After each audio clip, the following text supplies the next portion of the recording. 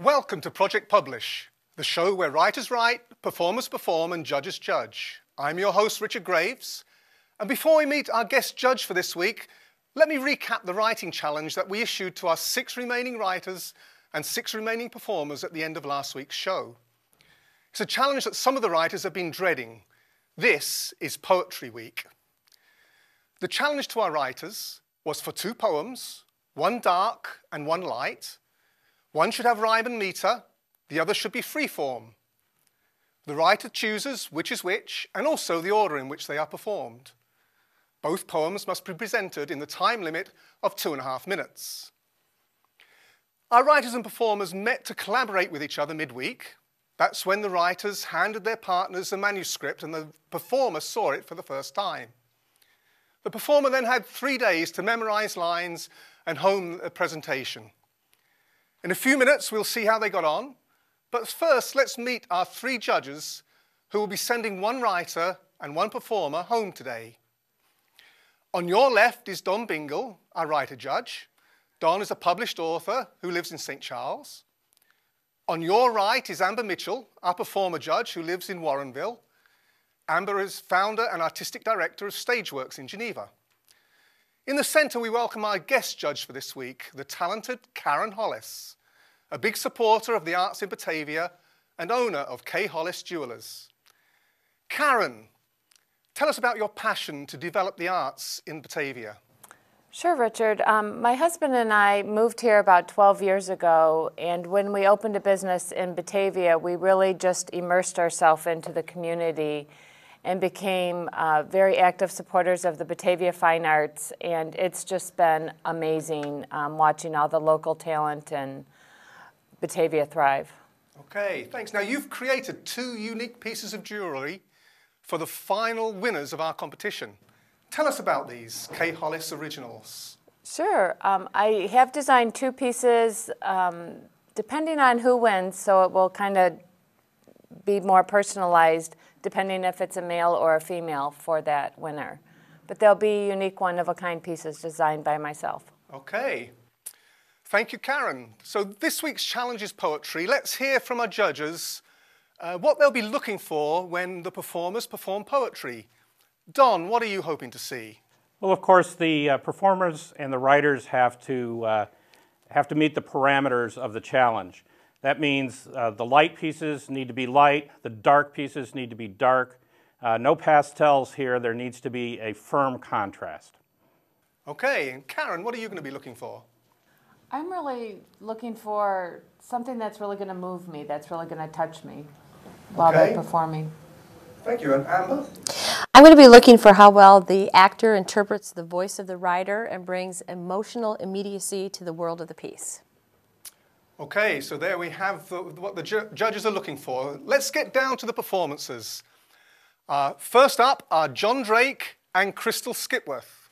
Let's see how this pair fared when they met midweek. Roll the tape. Far so good.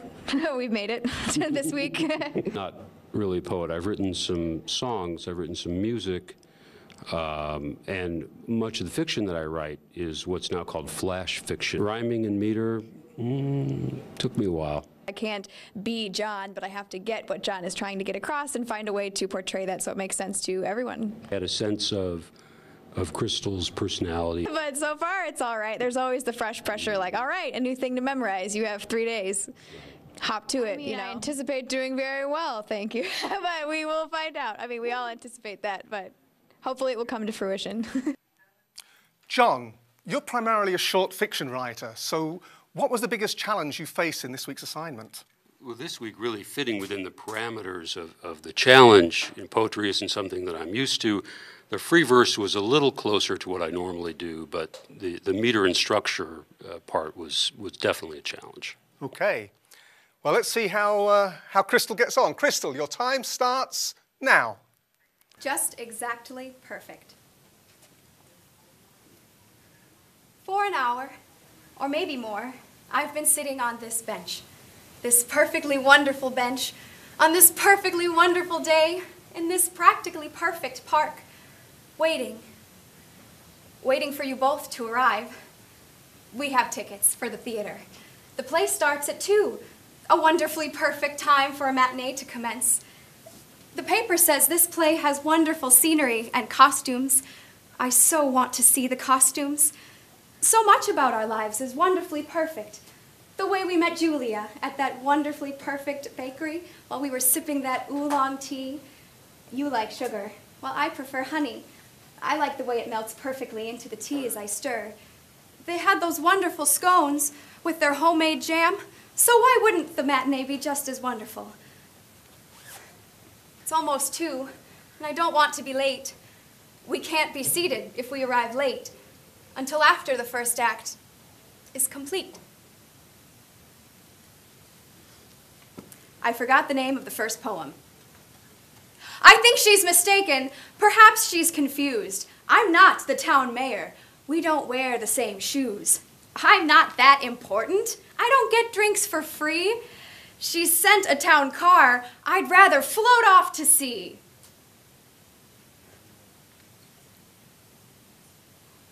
She sent the town car. I'd rather float off to sea.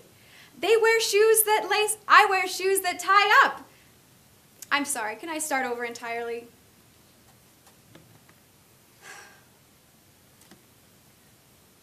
I think she's mistaken. Perhaps she's confused. I'm not the town mayor. We don't wear the same shoes. I'm not that important. My drinks don't come for free. She offered a town car. I'd rather float off to sea. The mayor is queasy. The governor's insane. The senator's with fever. Their stars on the wane. I wear shoes that lace up. They wear shoes that tie down. My shoes track the ceiling. Their shoes hit the ground. I bought an old monkey. I paid a dear price. The monkey's lost weight on his diet of rice. The monkey met a shaman from westernmost Spain who rolls his own stogies and smokes in the rain. I think I'm done moving. I can't wait to get home. The sea's really churning. The sun's churning foam. Okay, thank you, Crystal. Well, this was interesting. I found the first poem rather wistful, and the second poem rather Seussian in its quality, but I didn't see a huge contrast between light and dark here. In fact, I'm not 100% sure I know which is the dark poem. And so that is an issue for me. On the first poem, I also thought that the indications that there was a love triangle going on here were a little bit subtle and maybe could have been hit just a little bit harder. The second poem also starts with what looks to be a consistent character view and then kind of makes a left turn and gets sillier. So I wasn't exactly sure what was going on there either. Karen? Yeah, I tend to agree. I had a hard time knowing when the first one started and the second one stopped. I loved how energetic you were throughout the whole thing, and you have a beautiful smile. I wasn't sure which one was dark either. I thought the way you presented it seemed happy in both occasions. So, Thank you. sure. It was tough to figure out which one was which, to be honest with you. But you really were invested in both of them, which was good. I like that very much. I think the hardest thing was the first one started out very wistfully, and then I think you kind of got weighted around in the word, like in the weeds with the words. But at least I could see that there was something going on emotionally in the first one. Sometimes you kind of moved for no reason. You weren't motivated to go to a space. I think you did it just because you felt you needed to move and you didn't need to. You had a lot of great energy. The second one, though, lots of great mannerisms and physicalities with it, but I'm not sure what the poem was, so I think that's probably where you got that little hiccup with the words. I think the whole thing is both of them needed to be even more invested, but I think you didn't have enough material to work with for you to make those character clarifications. Thank you. Back to you, Richard. Okay, thanks, guys. Come over here.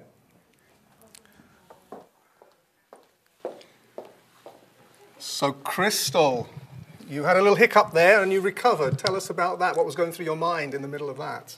Oh shoot, Richard, that's what was going through my mind. But sometimes you blank and you just have to take a deep breath and start from the beginning. And unfortunately, I was not able to complete the poem in time, but you just do the best you can. Okay.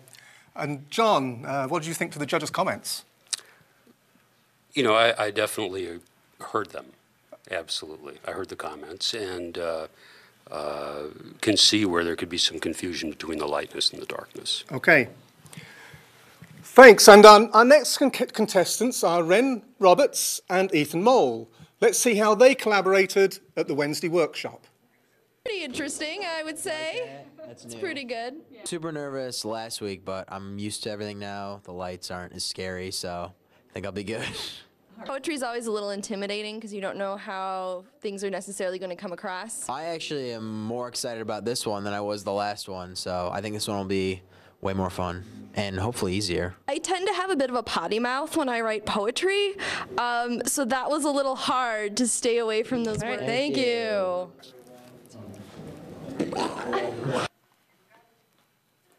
So, Ren, in our random drawing for partners, you drew the same partner as last week. You got Ethan. Is that good or is that bad? I think it's great. I think he did a really nice job last time. Okay, and your poems today seem to focus around some moment of disappointment in your childhood. Is there more to that story? There is a little bit. It's about seeing a movie, and when I was in 5th grade, we were also working on projects about what we wanted to be when we grew up, and I chose being the first lady president, so it made it even harder to see, and I think Ethan will do a good job with it. Okay, well, let's hear Ethan's performance. Ethan, your time starts now. 1. Did you see the commercial? Come one, come all, enjoy the show. I know you've yet to see animation. I've got a new princess, Daring Nouveau. I'm aware you're not interested in status quo, so here, please take this fine infiltration. Come one, come all, enjoy the show. This new girl, she becomes the new fighter foe. And you'll see she meets the great expectation. I've got a new princess, Feminist Nouveau. Did you know she breaks rules and flees from the chateau? It seems that she'll fight without limitation. Come one, come all, enjoy the show. This tale's a doozy, true from long ago. You'll see a new view of this whole occupation. It'll give a new princess a warrior nouveau. Please watch this gift that Disney did bestow, because really, it is the best recreation. So come one, come all, enjoy the show. I've got a new princess, Old Things Nouveau. And number 2 is All My Dreams Are Dead. When I saw Brave, he asked me why I was crying. And I told him, you just don't understand. When I was a little girl, the best I had was Mulan. I mean, yes, she was a hero, and yes, she held a sword.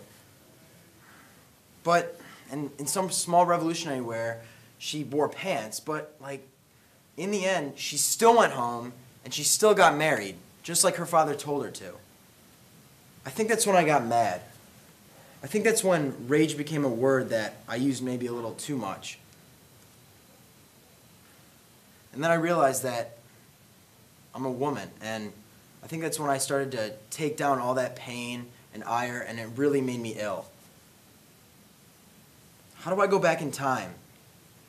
11-year-old me thought that was it. You can do the impossible, even the Disney impossible. But without a husband, you're nothing. I just want to hold her. I want to let her know that that's no truth, that her rage will save her, just as much as it will kill her. I will be the last of my friends unbridled, unmarried, and undefined by someone separate from myself. Thank you. I think that there was a good, strong contrast between these two poems, yet the poems were linked by topic, which was very nice. The first poem had an interesting rhyme pattern with the last word of the second line of each stanza rhyming, as well as the first and third line of each stanza rhyming with each other. The first and third line rhymes were a little bit repetitive. Part of that was because of variations on the phrase nouveau, but the words they rhymed with were a little repetitive too. Show comes in a lot, so that was a little weaker than I think it could have been. On the second poem, the performance was a little bit off script, which I think hurt the poem. I thought it was a little bit stronger as written than as performed. And altogether, I thought it was a strong poem. Karen? I tend to agree too. The flow of the first one, I did like the pattern of that. It really had a nice rhythm to that. And I definitely could see the difference between the light and the dark side of that. Dreams Are Dead. Sometimes the long pauses got me. I think it stopped the emotion where I think the flow of talking about all the characters, I got into that because they're all emotional characters. So sometimes that long pause disconnected me from that. But I think you did a great job. I would say ramp the whole thing up 1,000%. I don't think you were invested in either one of them. Especially in the first one where that Barker keeps coming in with come one, come all. I mean, I wanted to see that definitive break where there was some breath and some air in the poetry. I think that you have a bad habit of dropping your voice at the end of a line. And then we lose that last little bit of it. It would be good to have better emotional separation from one poem to the other, giving it time to breathe, let it settle, then go into the second one and let us get into that world of that poem. And then I would say give us more emotional painting. Use your body more to yourself for your benefit, your face, and don't put your hands in your pockets. I would say don't do that for sure. But otherwise, these were tough, especially because you were trying to mimic, go into the mind of a female. But I would really just take that emotional stuff and go with it. That's it from the judges, Richard.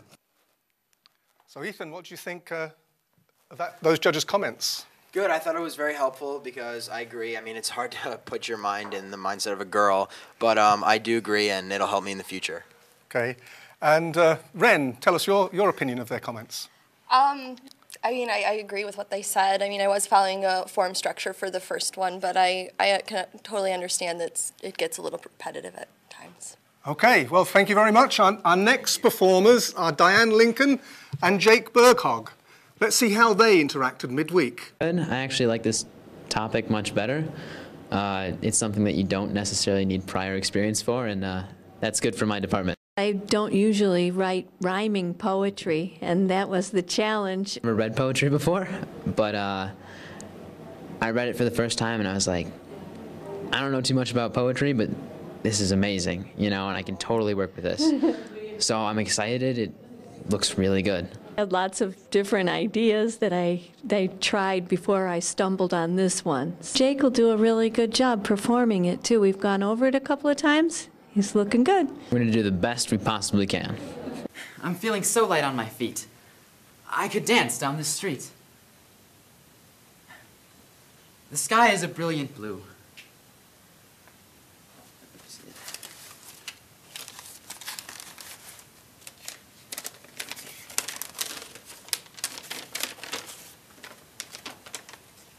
I described her to the florist, who assured me these will please.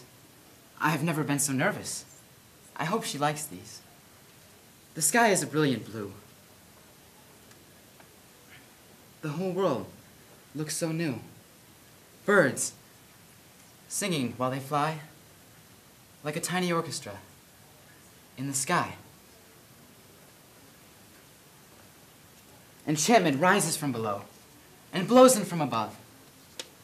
For the first time in my life, I know this feeling must be love. Version 2.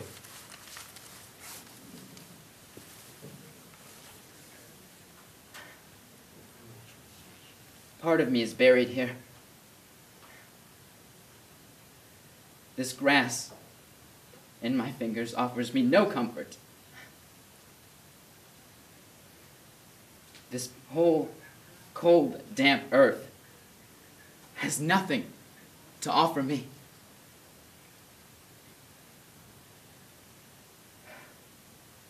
Whole skies melt away. The teeming oceans, gone. Only emptiness exists. There is nothing that can replace her smile, her warm and tender touch. I miss her with every breath. I even miss the fights we had. Each day I pray for death. Another chance to lie next to her. To have the dust, which is my body, become entwined with the dust that was once her. Once again, we have a good, strong concept here with a lot of contrast. I had thought that perhaps the flow from rhyming to non-rhyming between the two parts of this poem would be more problematic than it actually came off in performance. I do think that there were some changes in wording in the performance that weakened the poem. I think it was a little bit stronger as written, although I did think that the one line in the second stanza of the first poem, "I hope that she likes these," was rather a weak line and could have had something more detailed or specific to add in there. Karen? I liked the second one better. Actually, I felt the emotion and that connection to you more. The first one, it kind of seemed monotoned, a little bit flatter, but I really enjoyed the effort and the emotion that you put into the second one. I like the second one better. I think you did a better job with it. I would use your breath more to your benefit. You have a lot more variety of registers available to you. It would have helped you in the first one. Rhyming is tough, where to take the breath, what the punctuation is, honoring the punctuation. The second one was really good, except what happened is I think you started out sad and then you went to angry, but there was nothing happening to get you there. So it went, and I was a little surprised at the end you got so angry, but I liked the flowers on the end. Nice touch. That's it from here, Richard. So Jake, do you agree that the second one was stronger than the first one? I do. I struggled a little bit with the memorization on the first one, but I tried to pick it back up and carry it on. I had the second one down, and I hope I finished strong. I thought it was a good recovery, yeah. And Diane, what did you think of the judges' comments? I always think they're helpful. It was very good. I will consider some of my word choices, and I also noticed a couple compliments that I liked. Okay. Well, our next performers are Ashley Welsh and Eric Polis. Let's see how they collaborated at the Wednesday workshop. Roll the tape. I say bring it on because I'm very excited for poetry. Like a little more relaxed with it because I'm kind of used to poetry. After reading her piece, I feel very confident in the character that I can breathe life into. I feel pretty good, just a little like nervous because I was in the bottom kind of last week, and so I'm a little like cautious. I'm like, oh, what if I do this wrong? I'm fine. Not nervous, but I'm pretty sure when the day comes, I'll be nervous just like any other actor. I can take my emotions, manipulate them to fit the piece that she wrote for me. Ashley, tell us what inspired you to write these pieces? Well, there are two types of people who fall down in life. One is being the people who fall down and don't get up, and then there's people that fall down and do get up and continue to get up and get up and get up, and those type of people inspired me. Okay. So, Eric, your time starts now. This is poem 1, Father of Time. Father of Time. Take me away. My feet have broken along the path of destiny. Only to find out that it wasn't what I saw. I wish I could go back to the moment before I fell. I would have stayed or ran away. I went too far. If only I had known that that leap would have taken me to my grave. I have nothing left. My fears have withered into the past. For there is nothing worse, and nothing will get better. This is the fate that you've chosen for me. Father of Time, take me away. Poem 2 is Soul Searching. Do you know who you are? I have watched you search from afar. I may not speak the tongue of man, but I am truly your biggest fan. If only I could tell you your way, how you became a golden ray. Do not worry about your place. Remember, life is not a race. You are the strongest rock in the sand. But wherever you go, here I'll stand. Do not worry about who you were. Just remember, do the right thing and be sure. You are powerful. I believe in you. I have felt what you've been through. Though you cannot see me, just believe that only the strongest tend to grieve. It is hardest to stand up and mend. Little soul searcher, you are my friend. The contrast came out more strongly in the performance than I had originally seen in the writing. I was a little bit uncertain on Father of Time as I read it originally, exactly what it was about, whether there was a reference to a suicide or a fallen angel. It was just slightly abstract and slightly vague, which made me uncertain of it. I have to remark there were a number of just typos in it as written, which, if you're ever going to try and get published, are very distracting. Karen? It threw me a little bit to start with the darker one instead of the lighter one, so that was interesting. I really connected to the emotion of the first person, the first one. The second one, it was like that little voice just talking to you. So I liked the way you stayed level and you stayed with that voice. That connected me to that. I liked that. Great shifting between the two poems. Excellent. The first one was great. You started in the chair, you were up, you came back, you tied it together very nicely. Great package, use of your voice. The second one, oh my gosh, it was like Shakespeare. I loved it. It was like you were doing Scansion instead of just, I really liked it. I liked the way you used your voice, I liked the way you placed it, I liked the character changes. Wonderful job. That's it from here, Richard. So Eric, how did that go for you? It was very nerve-wracking, to be honest. I thought that I wouldn't make it through the second poem, but you know what? Under pressure, amazing things happen.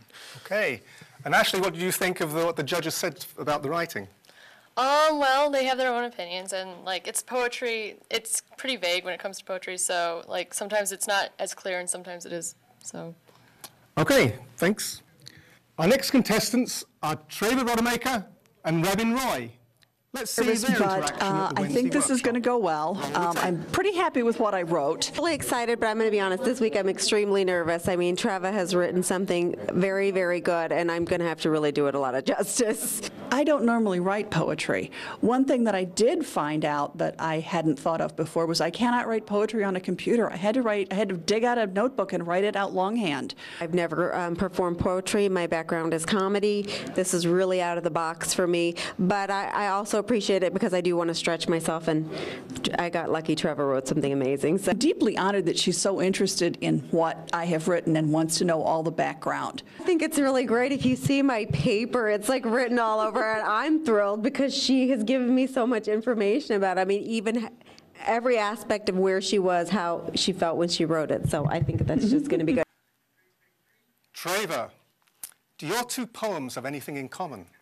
When I'm sitting at my writing desk, I can see two things primarily. I can see my computer with its screen and the keyboard, but I can also look out of a window into a park, which is a wonderful scene. And so the two poems are about the things that I see when I'm sitting at my writing desk. Okay, let's see how Rebin performs. Rebin, your time starts now. Sonnet number 1, on a dark page. The web that draws us closer walls us out.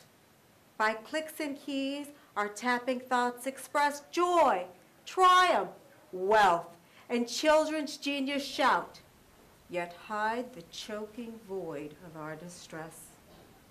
The empty love seat, locked and unused doors, the tilted head, an eye that never blinks. Hold out the world as lonely mind explores 100,000 nested empty links. Swift texting fingers fly as voice and heart are clogged to rust. Our neighbors live their lives or move or die or kill, while nearest friendships wither into dust. Held off by walls of smiling faces, cold and shrill. Nude human bodies with a kitten's face may be the only lasting relic of our race. Number 2, St. Bridget's Day. 2 more minutes of sunlight and 2 more. Growing. Mid-morning sky, a different blue. Geese flying, honking, grazing, walking on frozen earth. A white goddess reaches up to hang her cloak upon a shaft of sun. I thought the rhyme and meter on the first poem was strong, although the first line of the third stanza was a little bit long. I also was a little confused about the phrase, "and children's genius shout." I think I know what you mean, but it didn't seem to fit in the series of other words. On the second poem, I confess I had to look up St. Bridget's Day, which is a celebration in Ireland associated with the first day of spring. I thought there was a good contrast here. Nice, solid effort. Karen. I believe the first poem was about looking at your computer screen. So I got all the stuff that comes into the computer screen. I felt like all that junk that's always in front of you. And I love the contrast of the second one when you were looking out the window and finding all the beautiful things instead of all the yucky things that could be in the window. Good use of your body as far as translating the word for what we were experiencing. I like the idea that you were using the sweater to your benefit, not to your detriment while you were doing it. In the second poem, you honored the punctuation. You used good breath with that one. I think in the first one, you could have even used more of lower voice range, lower registers, as opposed to the same thing we're hearing up here. And watch the breath so that it's not coming out all the time we hear H's. But good job. I liked it. Back to you, Richard. Okay. So, Rebin, your comments on the judges' comments? I agree completely. I felt a little closed in performing it on stage compared to when I did it at home. So I think those are accurate comments. Okay, and Treva, how did she do performing your work? I was very impressed. She brought a lot of expressiveness with it and used her body more than I would. So the reason why she's the performer, that's for sure. Okay, thank you. Our next contestants are Laurie O'Connor-Steffens and Steve Polis. Let's see how they collaborated at the Wednesday workshop. Roll the tape. I confess I was pretty nervous before I got here tonight because I wasn't sure if what I'd written was any good at all, but I got some real good positive encouragement from Steve, so I feel a little better now. After last week's debacle, I have rethought my process. This week, I feel confident because it's a whole new subject matter. It's poetry, something that I've done for a very long period of time. Having met Steve and talked to him before, though, I knew he had a lot of versatility and that that he would do a great job. So it gave me a lot of freedom to come up with really great characters and great material because I knew he'd do a great job with it. It's different whether you're writing for a man, for a woman. It just really gives a whole new perspective to the whole exercise. So 1,000 times better than last week. I mean, I want to show the actor that I know I can be and not the one I'm not. Laurie, I understand you have no poetry writing experience. Really? So how did you approach the challenge? Well, I guess at first I just had to have a little talk with myself and say, you know, this is why you wanted to do this, to broaden your writing horizons and explore new areas. So after I gave myself that little pep talk, I did a little research, I read some poetry and so on. And then once I couldn't stall any longer, I sat down and got to work. So we'll see how it goes. Okay, let's see how Steve does. Steve, your time starts now. The American Dream. Pundits preach from a flat-screen pulpit. Their condescending sermon of, I told you so, unsaid but understood. It's our fault, we, the short-sighted middle class. Our rainy day is here, but where are your savings? They sneer. Rain, this is not rain. This is waterboarding.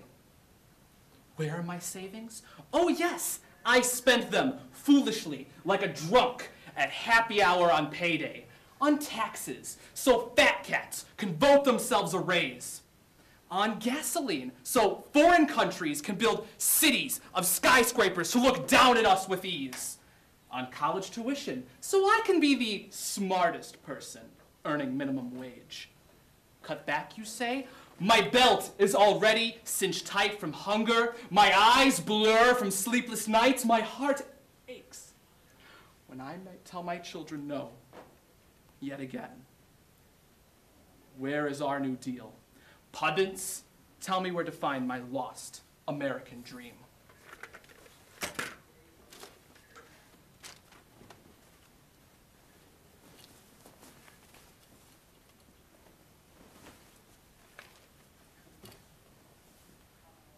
Sacrifice.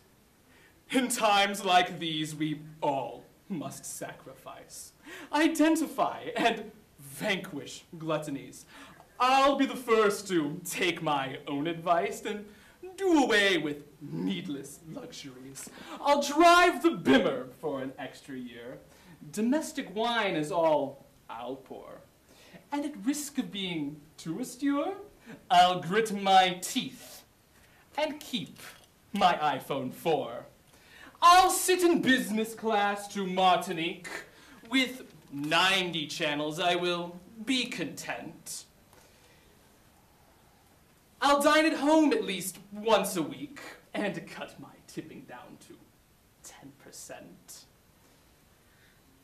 I do not suggest that I have paid too high a price.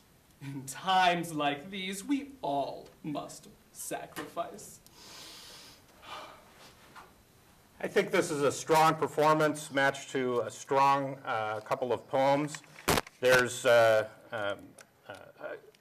tie-in in terms of topic, but there's a definite contrast between the light and dark.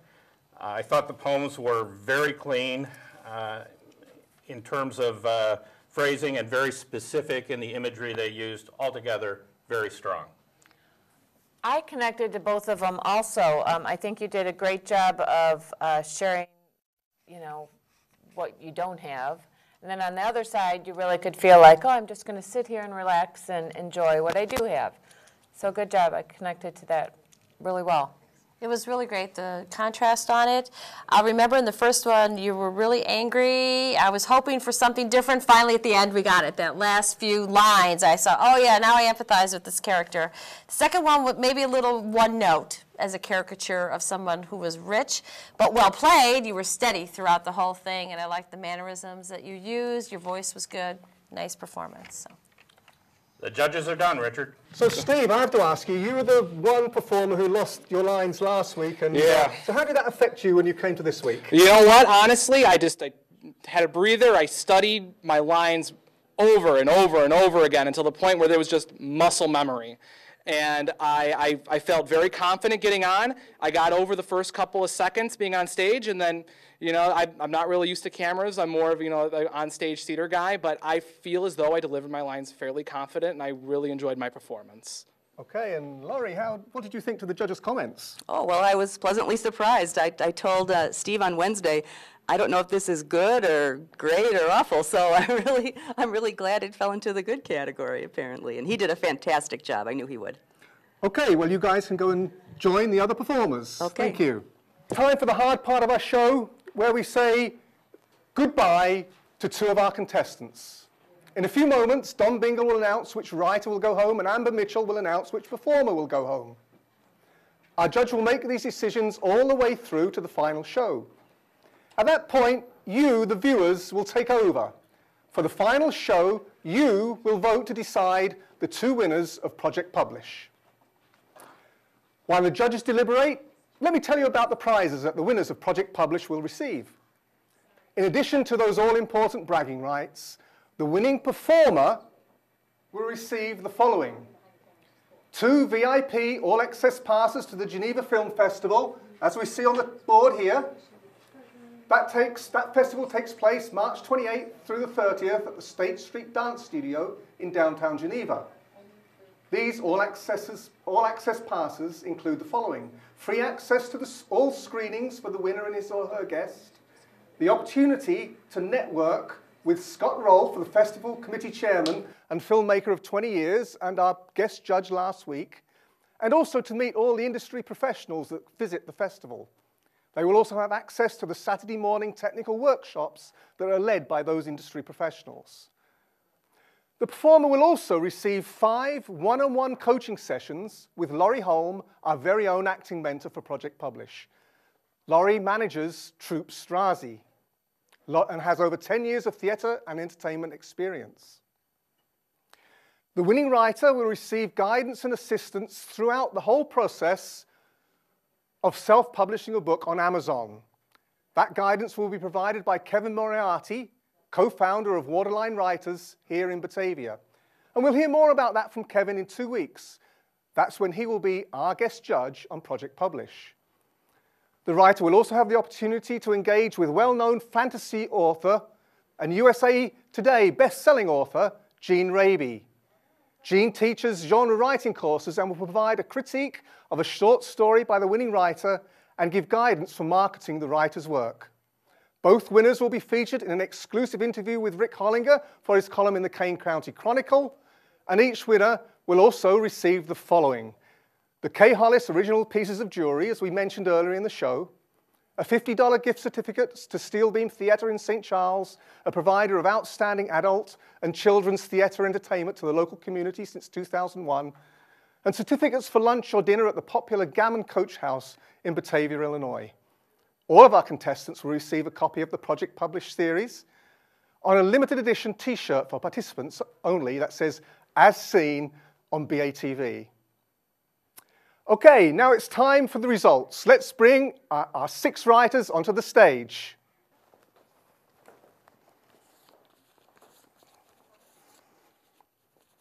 Okay, so we have 6 writers and 5 chairs. One of you guys goes home. In a moment, Judge Bingle will give 4 writers for next he wants to see next week. That will leave 2 of you standing. Don, please do that. You know, it's interesting to see how the writers move positionally for us as the different tasks are performed. This week's top 4 that are Laurie, Ren, Diane, and Treva, with special kudos to Laurie and Ren as our top 2 looks for the day on the writing side. Okay, you guys can sit down. And we got, So that, you 2 want to get together? Close up a little bit there? That leaves Ashley and John as the bottom 2. This challenge came down primarily to contrast in making a determination there. And so I'm sorry, John, but your story ends here. Okay, John, come over here. Ashley, you can sit down.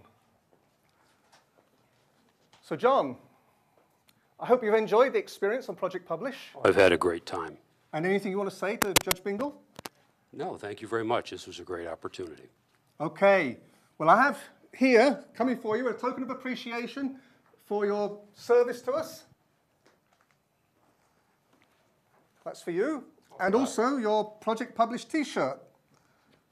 Where have we got it? There we go. And on the back it says, as seen on BATV. So wear that with pride, and thank you very much, John. All right, thank you. So you see here are 5 writers that will write next week's show. Right, now it's time to bring on the performers, and our writers can leave. So if you guys would stand up, and we'll do that change.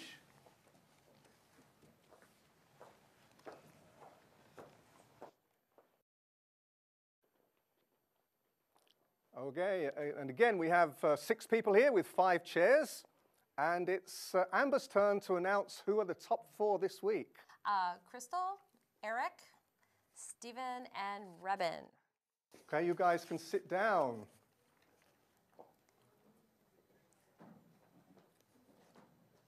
So that leaves Ethan and Jake.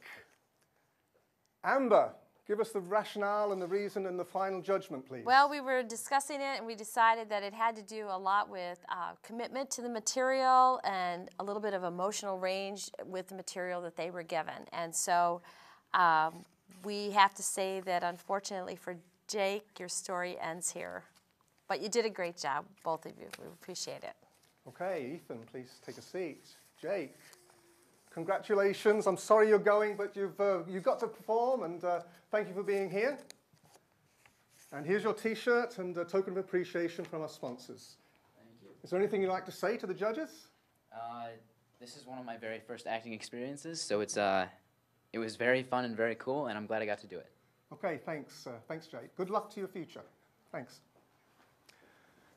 Okay, it's time to make our new pairings for next week. Each week we do a random pairing. So if I can have the hat with the names of the writers in, I'm going to go along the row here, and each of these performers is going to choose a name. It's got a name of one of the writers on. They will read that name out, and then later the writers will come on and stand behind the appropriate person. So if you guys would like to stand up for a moment.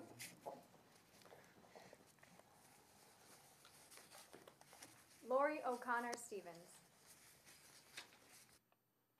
Ashley Welsh. Diane Lincoln. Ren Roberts. And you should know who that leaves Yeah. you. Trevor Rodemaker. Okay. If you want to sit back down, and the writers can come in and stand behind you.